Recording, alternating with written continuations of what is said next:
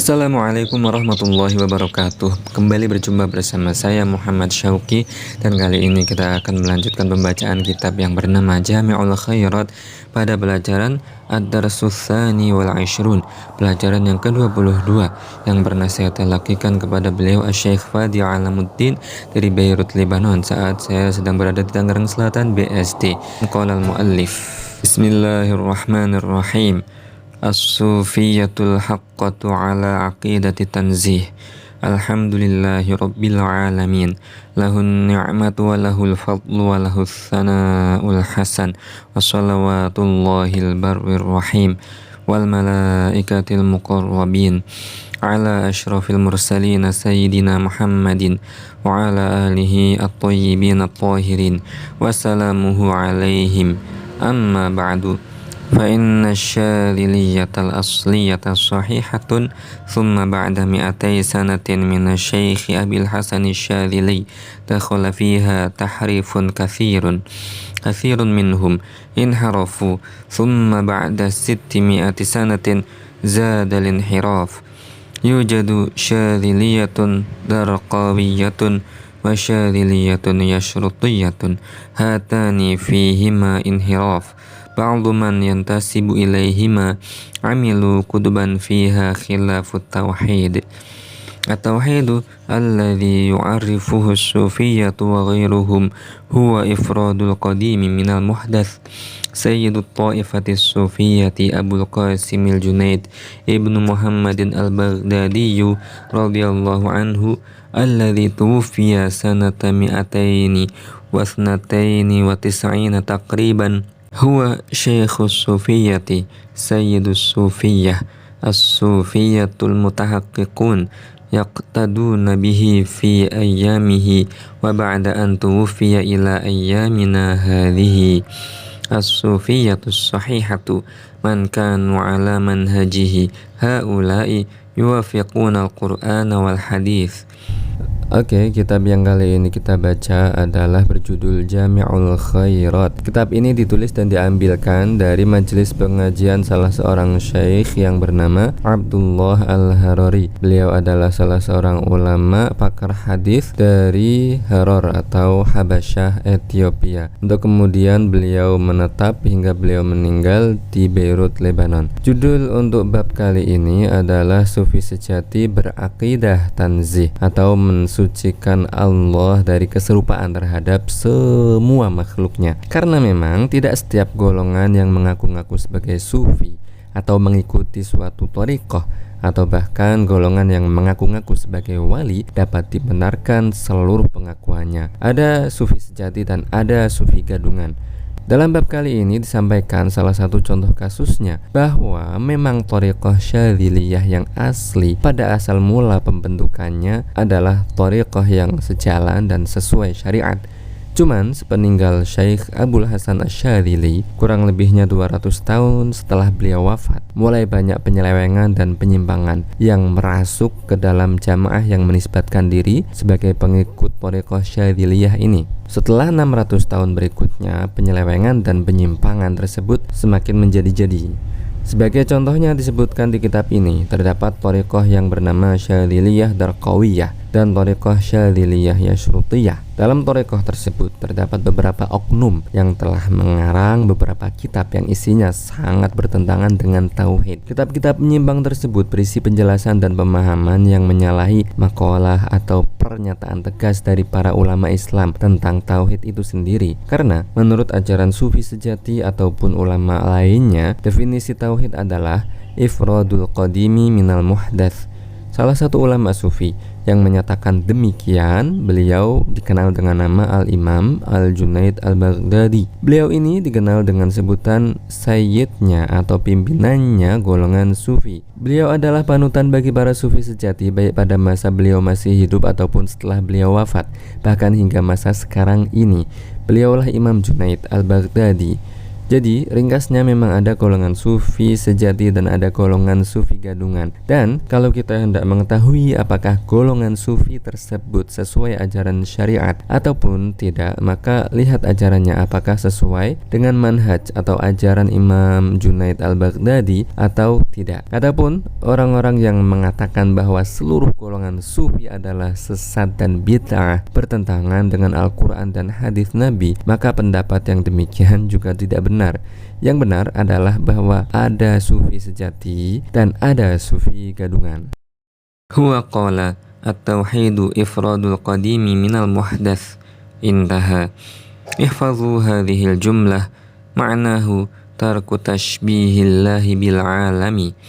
Allahu qadimun la ibtida'a lahu ammal alamu famuhdathun lam yakun thumma kan. Al-alamu kulluhu lam yakun thumma kan. An-nur wal-dhalamu ma kana mawjudaini thumma khalaqahumallah wa kadzalika al-arsyu was-samawat ma kana syai'un fil azali illallah alladzi la ibtida'a liwujudihi wa yusamma Allahul qadima ay la ibtida'a liwujudihi wa ma siwallahi yuqalu lahu muhdathun ay wujida ba'da an kana ma'duman. At-tauhidu huwa alla yushabbaha al-qadimu ay Allahu bil muhdath wa dhalika anna Allaha laysa jisman latifan wala jisman kathifan la budda lil jismi min makanin wa jihatin amma Allahu tabaraka wa ta'ala alladhi laysa jisman kathifan wala jisman latifan fahuwa mawjudun bila makan la yakunu mutahayyizan fi jihatin wala makan. Ammal hajmu fala budda an yakuna lahu jihatun wa makan. Hatta nuru lahu jihatun wa makan. Wadh-dhalamu kadzalika. Ba'dun nur fil jannati wa ba'dun nur fil arsy wa ba'dun nur fis samawati wa nurus syamsi wal qamari fil ardi. Kullun lahu hajmun. Nurul syamsi awsa'u hajman min nuril qamar, thumma nurul qamari, thumma nurul kahraba. Ba'da an awjadallahu al-kahraba, nuruhu awsa'u min nuris syama'ati, thumma nurul syama'ati misahatuhu qasiratun. Kullun lahu jihatun wa makan. Amma Allahu falaysa hajman kathifan wala hajman latifan walaysa mutahayyizan fi makanin wa jihatin. Salah satu ajaran dari Imam Junaid al-Baghdadi tentang tauhid adalah ifradul qadimi minal muhdath, yang secara maknanya adalah tarku tashbihillahi bil alami, tidak menyerupakan Allah dengan alam. Pengertian alam di sini adalah kullu ma siwallah, segala sesuatu setiap selain Allah. Jadi tauhid adalah tidak menyerupakan Allah dengan sesuatu apapun. Allah disebut sebagai Al-Qadim dengan makna bahwa Allah ada tanpa permulaan. Adapun alam disebut sebagai Al-Muhdats yang maknanya adalah perkara yang baharu, yang wujudnya ada permulaannya.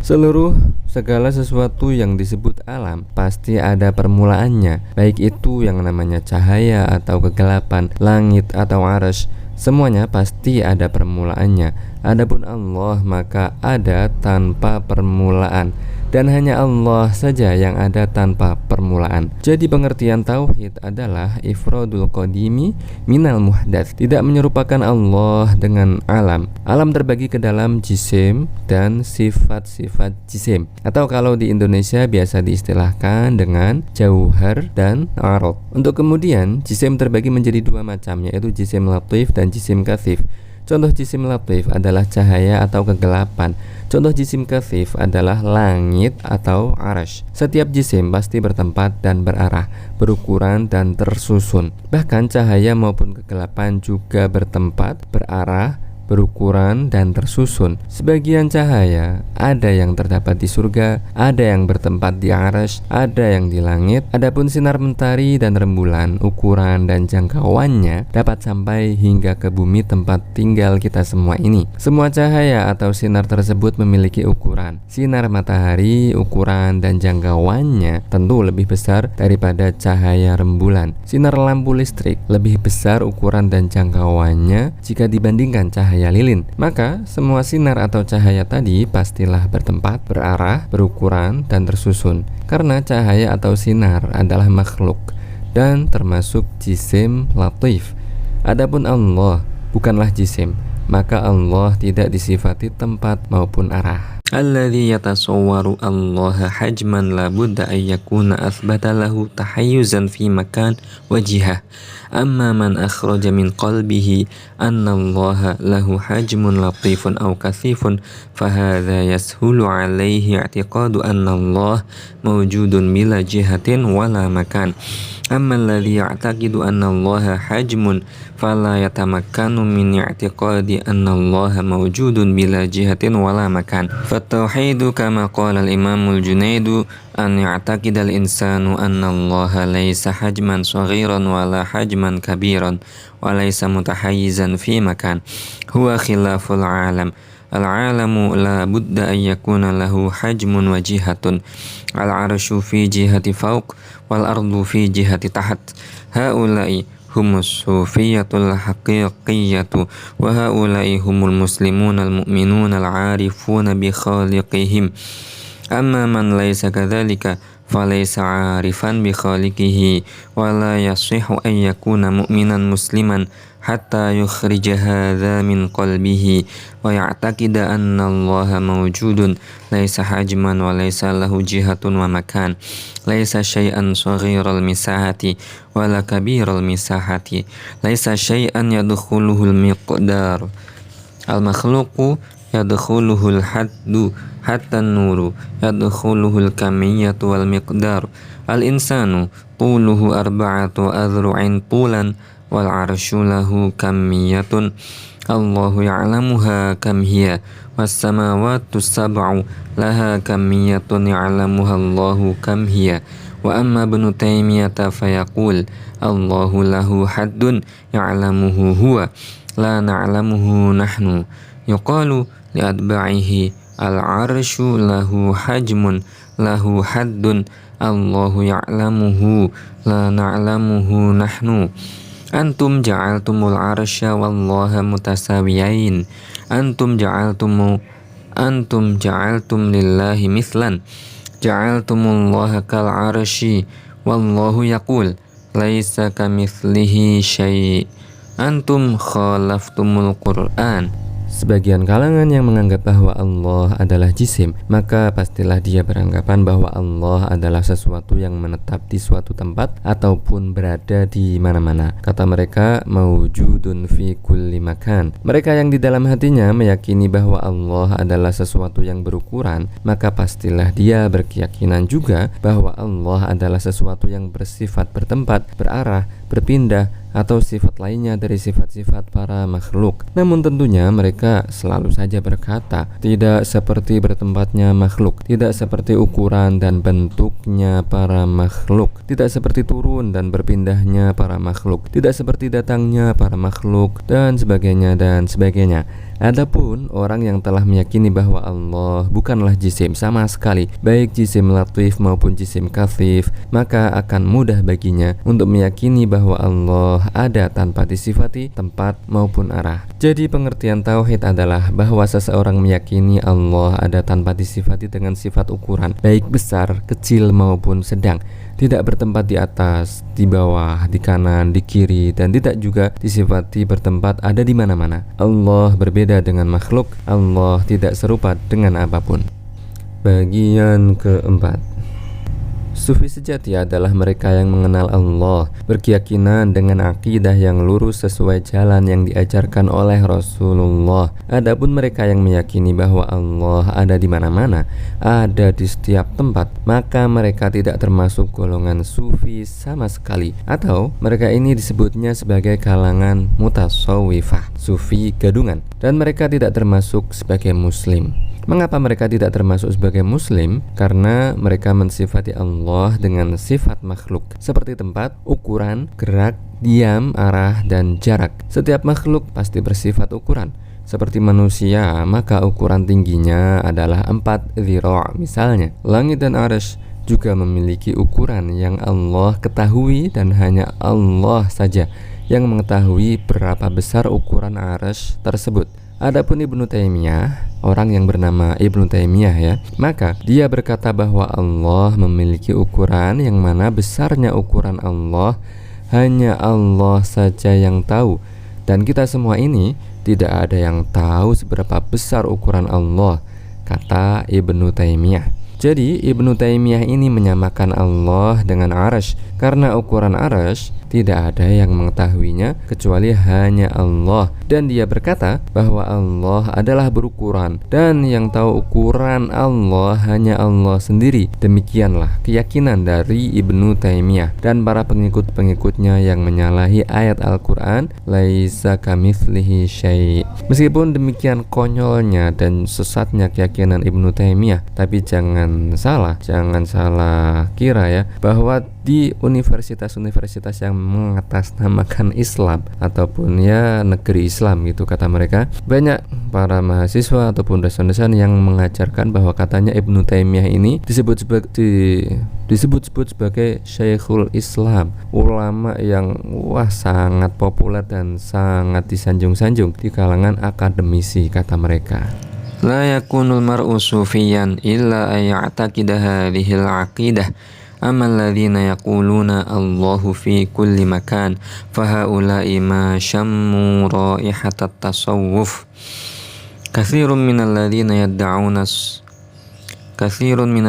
يدعون الطريقة تجدهم يقولون الله موجود في كل مكان هذا كأنه عندهم علم التوحيد أحد الذين ينتسبون إلى النقشبندية وادعى أنه قطب وكان دخل الخلوة تحت الأرض عند الشيخ الذي هو ينتسب إليه هذا مرة ذهب إلى المدينة وكان معه بعض جماعتنا قال لما نظر إلى الثريا التي في المسجد قال هذه ليست من خلق الله هذه من خلق الإنسان ماذا نفعه التزامه أوراد النقشبندية ودخوله الخلوة تحت الأرض كل ذلك ماذا نفعه وهو لا يعرف أصلا من أصول العقيدة أن الله هو خالق كل شيء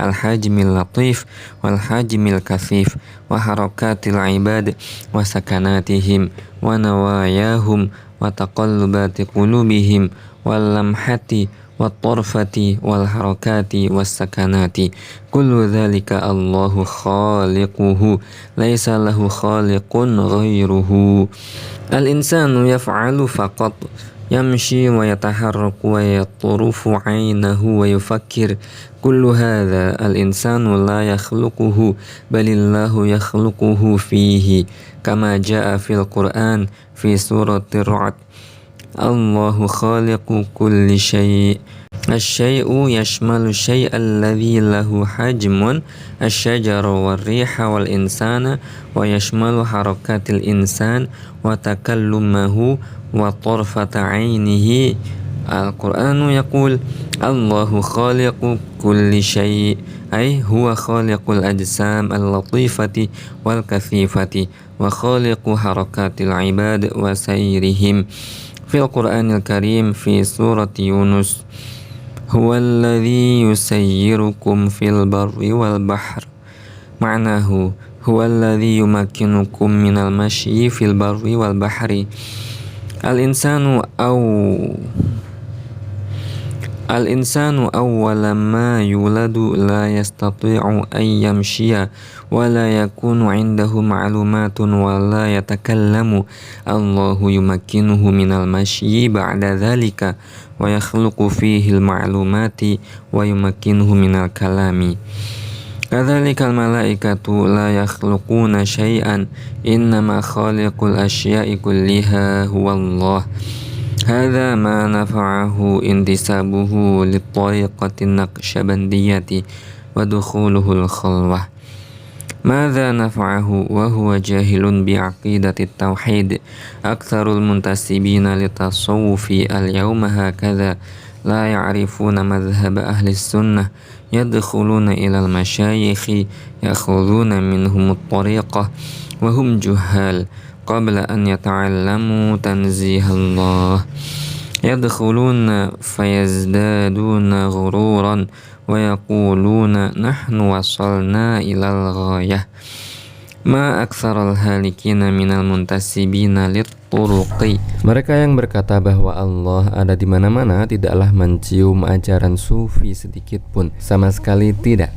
Meskipun banyak sekali orang yang kita jumpai, mereka berkata bahwa Allah ada di mana-mana dan mereka mengaku-ngaku sebagai pengikut dan pengamal suatu thariqah. Mereka menyangka sudah bertauhid dengan tauhid yang benar, padahal keyakinan dan ucapannya tersebut justru bertentangan dengan ajaran tauhid. Salah seorang yang pernah mengaku sebagai pengamal thariqah Naqsyabandiyah dan gak tanggung-tanggung, dia juga mengaku sebagai al-qutub atau wali kutubnya.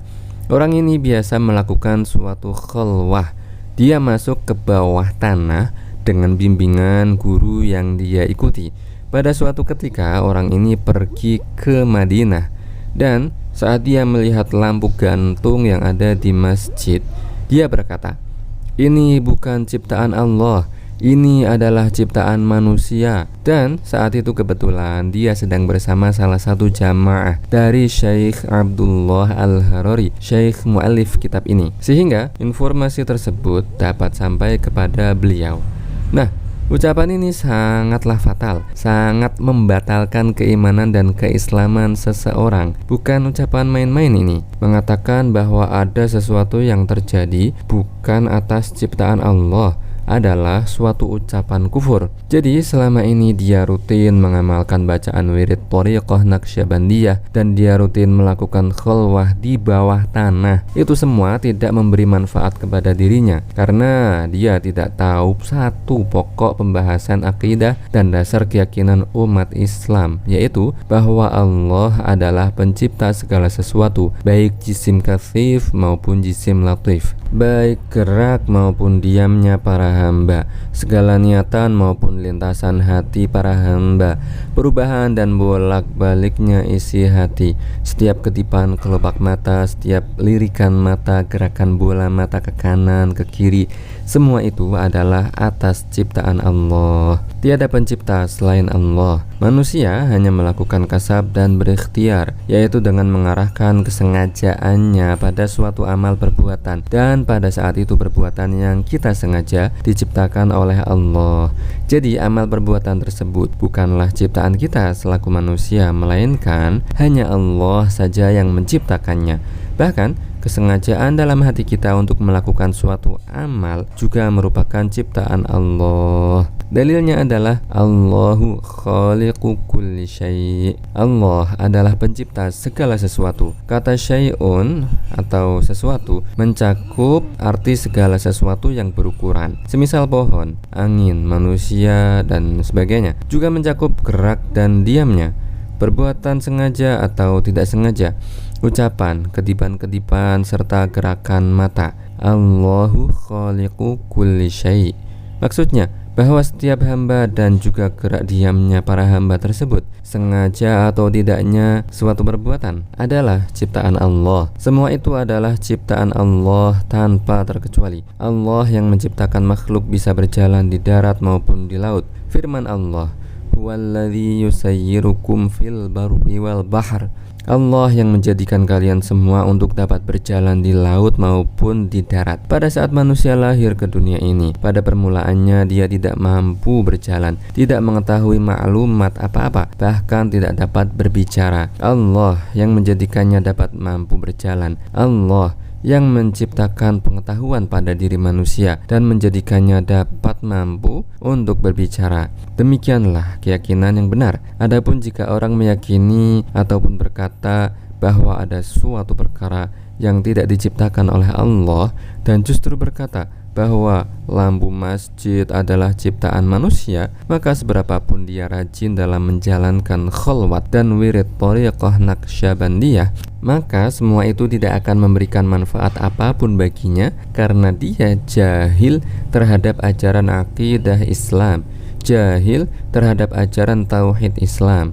Komentar dari Syekh Abdullah Al-Harari terkait fenomena semacam ini adalah, kata beliau, kebanyakan orang yang mengaku-ngaku berthariqah, bertasawuf pada masa sekarang ini kondisinya adalah seperti itu, yakni tidak paham ajaran akidah Ahlus Sunnah wal Jamaah. Mereka masuk berbayat mengambil thariqah kepada syekhnya, tapi dia belum belajar ajaran tauhid akidah. Bahkan yang paling dasar-dasarnya saja mereka banyak yang belum tahu, masih jahil kebanyakan dari mereka. Semakin lama ikut malah semakin susah buat diajak ngaji akidah Ahlus Sunnah wal Jamaah, karena mereka merasanya sudah mencapai ghoyah.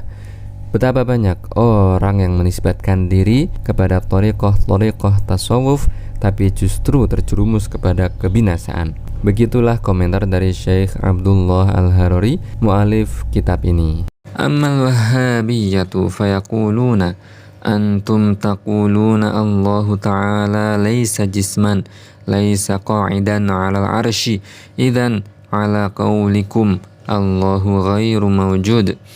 Yuqalu lahum laysa min syartil wujud an yakuna lahu jihatun wa kayfiyatun wa makan wa laysa min syartil wujud an yustata'a tasawwuruhu fi nafsi. Ba'du makhluqatillahi la yumkinu tasawwuruhu wa huwa mawjudun huwa hasilun. Ba'da an khalaqallahu al-ma'a wal 'arsya wal lawha wal qalama al-a'la Allahu khalaqan nura wal dhalam. Al-insanu la yastati'u an yatasawwara waqtan laysa fihi nurun wala dhalamun. Al-insanu yastati'u an yatasawwara waqtan fihi nurun wa laysa fihi dhalamun wa yastati'u an yatasawwara waqtan fihi dhalamun wa laysa fihi nurun. Amma waqtun laysa fihi nurun wala dhalamun fala yastati'ul insan an yatasawwara dhalika wa ma'a hadha yajibu an nu'mina annahu kana waqtun laysa fihi nurun wala dhalamun. Qala Allah Ta'ala fi suratil An'am, Alhamdulillahilladzi khalaqas samawati wal arda wa ja'alaz zulumati wan nur. Allah Ta'ala khalaqas samawati wal arda ba'da an kana ma'dumaini wa kadzalika khalaqallahu an-nura wal dhalama ba'da an kana ma'dumaini wa khalqus samawati wal ardi wan nuri wal dhalami kullu dzalika kana ba'da khalqil ma' wal 'arsy. Li ajli hadza fardun 'alaina an nu'mina annahu kana waqtun lam yakun fihi nurun wala dhalamun ma'a annana la nastati'u tasawwura dhalika. Ala za'mil wahhabiyyati asy-syai'u alladhi la yutasawwaru laysa mawjudan lidzalika yaquluna Allahu qa'idun 'alal 'arsy wa huwa lahu hajmun wa makanun wa jihatun huwa fi jihati fawq mustaqirrun 'alal 'arsy. Ala za'mihim qawluhum Allahu qa'idun 'alal 'arsy ta'zimun wa huwa fil haqiqati laysa ta'ziman lillah bal syatmun lillah li'annahu tashbihun lillahi bi khalqihi. Al-insanu yaq'udu wal malaikatu yaq'udun wal jinnu yaq'udun wal kalbu wal fi'ran al-julusu sifatu haula. Kaifa yusafullahu alladhi khalaqal makana wa ma yahullu fil makan bisifatil julus. Adapun kalangan Wahabi, maka mereka berkata, kalian orang-orang Asy'ariyah Maturidiyah mengatakan bahwa Allah bukanlah jisim yang duduk di atas arsy, maka kalian sama saja berkeyakinan bahwa Allah adalah tidak ada. Ini kata orang-orang Wahabi. Dan saya secara pribadi pernah berjumpa dan berdialog secara langsung dengan orang yang bilang seperti ini persis. Dia berkeyakinan dan kekeh teguh pada keyakinannya bahwa menurut dia Allah adalah sesuatu yang berada di atas arsy, jauh di atas sana. Karena jika tidak berada di suatu tempat, maka bagaimana orang yang sholat itu bisa khusyuk, dan bagaimana orang yang sholat itu bisa tahu siapa yang dia sembah kalau tempatnya saja dia tidak tahu. Jadi menurut orang tersebut, untuk khusyuk di dalam sholatnya, seseorang harus bisa membayangkan di manakah tempat Allah berada. Itu dulu pasti salah satu masjid di Tangerang Selatan. Nah, bagaimana jawaban dan penjelasan yang benar tentang hal ini? Yaitu bahwa sesuatu yang bersifat wujud atau bersifat ada, maka tidak disyaratkan baginya harus bersifat bertempat atau berarah, dan tidak disyaratkan juga bahwa sesuatu tersebut harus dapat dibayangkan di benak atau pikiran kita. Allah ada atau bersifat wujud, maka tidak disyaratkan bagi Allah harus bersifat dengan kaifiyah atau sifat-sifat makhluk. Adapun kalangan Wahabi, maka mereka mensyaratkan bagi Allah harus bersifat bertempat, berarah, dan dapat dibayangkan di mana lokasi dan tempatnya, yang mana semua itu adalah sifat-sifat makhluk atau yang disebut oleh para ulama dengan istilah kaifiyah. Allah Maha Suci dari sifat kaifiyah. Jika orang Wahabi masih tetap ngotot berkata bahwa Allah harus dapat dibayangkan dalam pikiran, maka dijelaskan dalam kitab ini oleh Syekh Mu'allif, yakni Syekh Abdullah Al-Harari, bahwa dari sejumlah makhluk yang Allah ciptakan, terdapat beberapa perkara yang sama sekali tidak dapat dibayangkan dalam benak pikiran manusia, yaitu setelah Allah menciptakan al-ma', arash, lauh mahfuz, dan al-qalamul a'la, maka makhluk yang berikutnya diciptakan salah satunya adalah nur dan zalam, cahaya dan kegelapan. Nah, di sini poinnya. Saat masih belum tercipta makhluk apapun kecuali hanya al-ma', arash, lauh mahfuz, dan al-qalamul a'la, maka makhluk yang bernama nur dan zalam, cahaya dan kegelapan, belum tercipta sama sekali. Itu artinya dalam alam semesta belum terdapat sesuatu yang kita sebut sebagai terang ataupun kegelapan. Kedua perkara itu belum ada saat itu karena memang belum diciptakan oleh Allah. Manusia memang dapat membayangkan suatu waktu atau kondisi di mana terdapat hanya terang saja tanpa adanya kegelapan, ataupun sebaliknya, itu masih dapat dibayangkan. Adapun jika membayangkan kondisi di mana tidak terdapat terang dan juga tidak terdapat kegelapan sekaligus, maka tidak dapat kita bayangkan. Meskipun hal tersebut tidak dapat kita bayangkan bagaimana kondisinya yang semacam itu, kita tetap diwajibkan untuk beriman bahwa memang pernah terdapat suatu kondisi di mana belum terdapat terang dan juga kegelapan. Karena terdapat penjelasan dalam Al-Quran, Alhamdulillahilladzi khalaqas samawati wal arda wa ja'alaz zulumati wan nur, bahwa Allah menciptakan langit dan bumi, Allah juga menciptakan terang dan gelap. Yang namanya diciptakan adalah sesuatu yang tadinya tidak ada, belum ada. Jadi gelap dan terang adalah makhluk yang Allah ciptakan. Dalilnya adalah ayat tadi. Jadi kesimpulannya terdapat sesuatu yang tidak mampu untuk kita bayangkan dalam pikiran kita, yaitu suatu kondisi di mana tidak terdapat gelap maupun terang dalam alam semesta ini. Dan itu dulu pernah terjadi. Wajib bagi kita iman bahwa hal semacam itu pernah terjadi di alam semesta ini, tapi tidak dapat kita khayalkan. Dan ini masih tentang cahaya dan kegelapan saja, tentang makhluk yang Allah ciptakan. Kita tidak dapat membayangkannya. Adapun kalangan Wahabi, maka mereka mengajarkan kalau sesuatu tidak dapat dibayangkan dalam pikiran, maka sesuatu tersebut hukumnya tidak ada. Jadi menurut mereka, orang-orang Wahabi, segala sesuatu yang maujud atau bersifat ada pasti akan dapat dibayangkan dalam pikiran mereka, baik itu berupa makhluk maupun sesembahan mereka yang mereka sebut-sebut sebagai Allah. Makanya akidah dan keyakinan orang-orang Wahabi itu adalah membayangkan bagaimana wujud dan bentuk Allah. Keyakinan mereka adalah memikirkan di mana lokasi dan tempat Allah berada. Karena menurut keyakinan orang-orang Wahabi, jika sesuatu tidak dapat dibayangkan dalam benak pikiran mereka, maka sama saja hal tersebut tidak ada. Itu poinnya deh. Yang sebenarnya mereka sembah bukanlah Allah. Orang-orang Wahabi itu menyembah kepada selain Allah.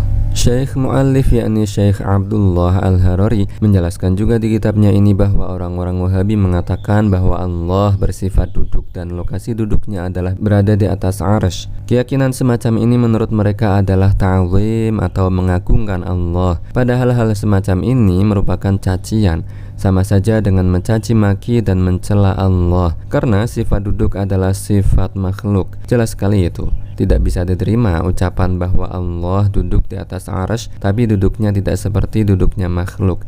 Itu tidak dapat dibenarkan. Adapun kebanyakan Wahabi di media sosial sekarang ini yang kebanyakan di blow up adalah ajaran mereka yang mengatakan bahwa Allah berada jauh di atas semua makhluk, berada jauh di atas sana, kata mereka.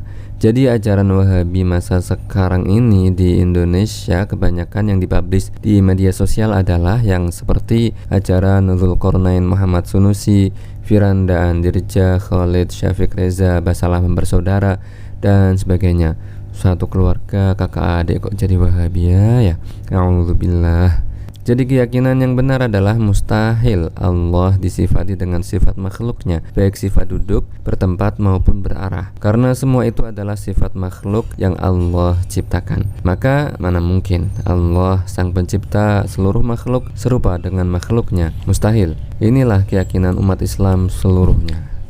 مصيبتهم أنهم فسروا بعض الآيات على غير وجهها. الرحمن على العرش استوى. فسروا هذه الآية بالجلوس. قالوا استوى معناه جلس، وليس معنى استوى جلس. معنى استوى قهر. الله قهر العرش. العرش وجوده بالله تعالى. الله أوجده وهو الذي يحفظه في مركزه، ولولا ذلك لهوى ما ثبت ثانية واحدة. وهذه النجوم كذلك، والشمس والقمر والجنة، لولا أن الله أبقاها في مكانها من غير ملامسة لما ثبتت. وكذلك هذه الأرض التي تحملنا، لولا أن الله abqaha fi makaniha lahawat bina.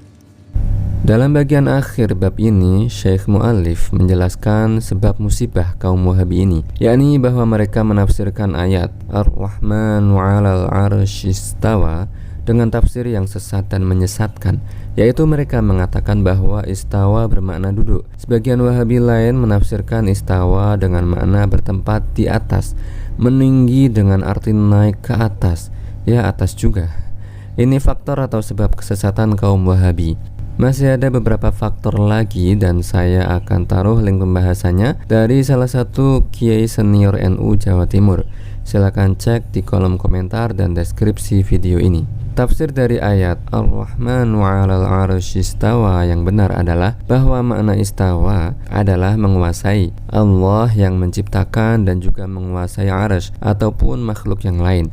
Jadi arsy yang ukurannya sangat besar dan memang merupakan makhluk dengan ukuran yang paling besar dikuasai oleh Allah, maka sudah pasti makhluk yang ada di bawah arsy juga dikuasai oleh Allah. Seandainya tidak dikuasai oleh Allah, maka arsy tidak akan bisa bertahan di atas sana meski hanya sesaat, meski hanya 1 detik saja, pasti akan jatuh, roboh dan hancur. Yang menciptakan, menguasai dan menjaga arsy untuk tetap berada pada posisinya yang sekarang ini adalah Allah. Allah Maha Pencipta dan menguasai segala makhluknya, baik bulan, bintang, matahari, bumi, tempat kita tinggal, semuanya diciptakan dan dikuasai oleh Allah. Yang menjadikan semua benda ini berada pada posisinya masing-masing adalah Allah. Jika tidak, maka bagaimana bisa benda-benda ini berjalan dengan sangat teratur, rapi, dan tidak saling bertumbukan satu sama lain? Allahu khalaqal ma'a thumma khalaqal arsya ala wajhil ma'. Al-arsyu lil malaikati laysa illa mithlal ka'bati lil bashari. Allahu amarna bi an nastaqbilal ka'bata fi salatina wa natufa biha fil hajji wal umrati. Kadzalika ulaikal malaikatu alladzina hawla al-arsyi wa min kathratihim ahatu bil arsyi yatufuna bihi kama nahnu natufu bil ka'bati wa yusalluna ilaihi 'inda salatihim. Ar-Rahmanu 'alal 'arsy istawa ma'nahu qahara, amma tafsiruhu bijalasa fahadha syatmun lillah. Intaha wallahu ta'ala a'lam. Pada alinea terakhir mu'alif kitab, yakni Syekh Abdullah Al-Harari, menjelaskan bahwa arsy bukanlah singgasana tempat Allah berada, bukan. Allah menciptakan al-ma sebagai makhluk pertama, lalu makhluk kedua yang Allah ciptakan adalah arsy. Arsy diciptakan berada di atas al-ma, dan keyakinan yang benar bahwa arsy bagi para malaikat adalah seperti halnya Ka'bah bagi para manusia di bumi ini. Kita para manusia di bumi diperintahkan oleh Allah untuk sholat menghadap Ka'bah dan tawaf mengelilingi Ka'bah baik dalam manasik haji maupun umroh. Para malaikat yang berada di sekeliling arsy jumlahnya sangatlah banyak, dan saking banyaknya para malaikat dapat meliputi arsy, padahal arsy itu sangat besar ukurannya. Mereka diperintahkan oleh Allah untuk bertawaf mengelilingi arsy dan sholat menghadapnya, sebagaimana para manusia di bumi diperintahkan oleh Allah untuk sholat menghadap Ka'bah dan bertawaf mengelilingi Ka'bah. Jadi tafsir ayat Ar-Rahmanu 'alal 'arsy istawa adalah Allah menguasai arsy. Adapun menafsirkannya dengan duduk atau berlokasi di atas arsy, maka itu merupakan cacian terhadap Allah. Barakallahu fikum.